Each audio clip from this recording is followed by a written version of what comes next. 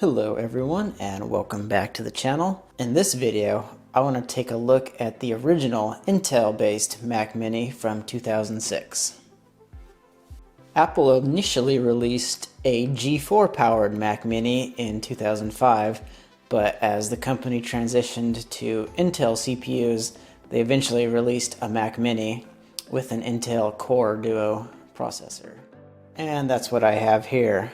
So looking at the specs on the box, this came with a 1.66 GHz Intel Core Duo processor, 512 megabytes of RAM, an 80 gigabyte SATA hard drive, a DVD drive, integrated Intel graphics, gigabit Ethernet, built-in wireless and Bluetooth, and also a FireWire 400 port and several USB ports. I should say 4 USB ports. Now inside the box for the Mac Mini, there would be the software, of course, for it, and then the computer itself, and that was it.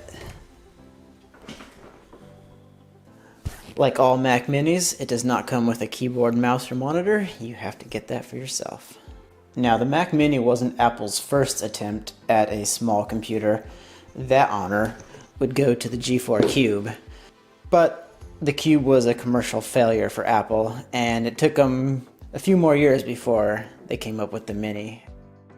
Physically, this first generation Mac Mini is a 6.5 inch square and 2 inches tall, and it weighs about 2 pounds.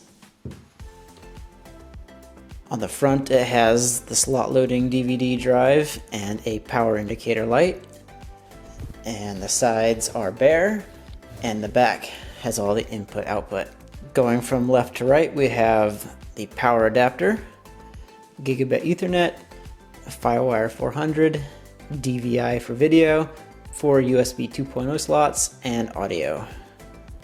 All in all, it's a pretty simple computer, so let's take it apart and see what's inside. Opening this Mac Mini isn't terribly difficult, but it's not very pleasant either because it requires you to pry in between this plastic and the metal case, and you have to kind of go around until it all pops out, and it can break the plastic like you can see there. But once you've done that, you can pop off the aluminum top and see the guts of the computer here.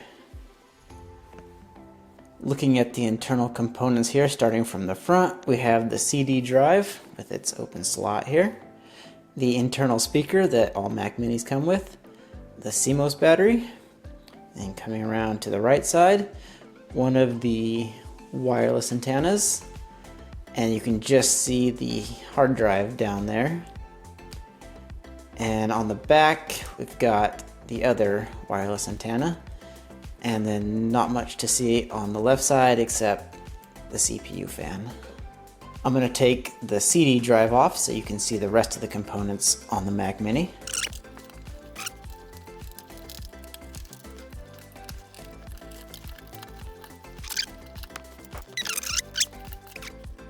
Now we can see the rest of the internal components of the Mac Mini.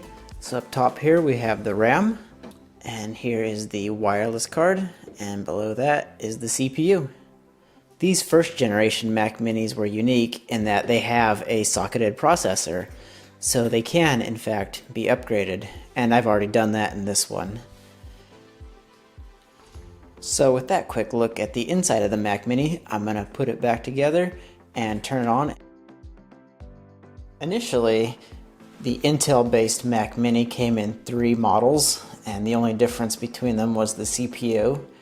The base model had a Core Solo CPU running at 1.5 GHz, and then the mid-range, which I have here, is the Core Duo 1.66 GHz, and the top of the line was the Core Duo 1.83 GHz. And this model, when it was released in February 28th of 2006, sold for $799. For your $799, you got the Mac Mini and the power supply that goes with it. You also got the software that goes with the Mac Mini. This included the iLife suite, which had programs like iMovie and iPhoto. And you also got this funny little remote thing, which kind of looks like a classic iPod. And this remote was used with a software called Front Row, which let you use this remote to control your music and movies.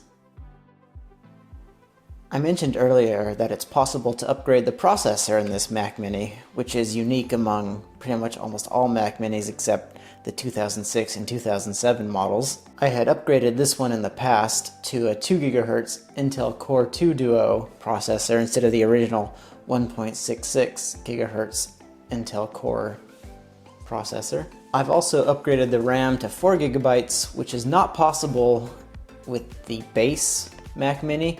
And to do that with this, you have to run a patch from DOSDude 1 that updates the firmware, basically telling the computer that this is a 2007 model. All in all, the initial Intel-based Mac Mini is a nice, simple computer. It would have been fine at the time for doing your basic word productivity, email type work.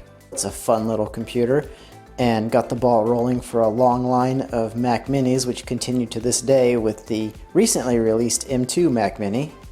I bought this one several years ago off eBay for like $50, and because this Mac Mini has the one FireWire port on the back, I've been able to connect that to digital video cameras in order to archive old tapes.